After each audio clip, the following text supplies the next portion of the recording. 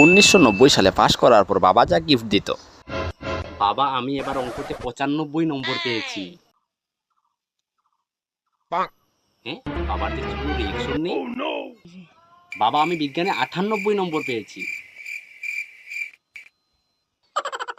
তাও বাবার রিঅ্যাকশন নেই। কি ব্যাপার, বাবা কোনো রিঅ্যাকশন দিচ্ছে না কেন? ও আচ্ছা, বাবা আমি স্কুলে প্রথম হয়েছি এবার। বাহ, তুই ফার্স্ট হয়েছিস? বাবা, আমার গিফটটা। হ্যাঁ হ্যাঁ, এই নে তোর গিফট।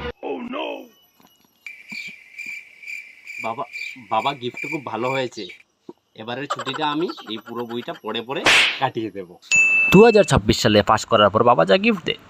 বাবা, আমি এবারের পরীক্ষায় পুরো ফাটিয়ে দিয়েছি, 85% নম্বর পেয়েছি।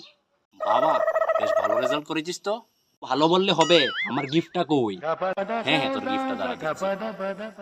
এই নে, এই নে তোর গিফট। বাহ বাবা, এত সুন্দর গিফট! Vivo Y 400 pro. বাহ, এখন তো দিন রাত শুধু মোবাইলই দেখবো। ভিডিও ভালো লাগলে কমেন্ট এন্ড সাবস্ক্রাইব করবেন।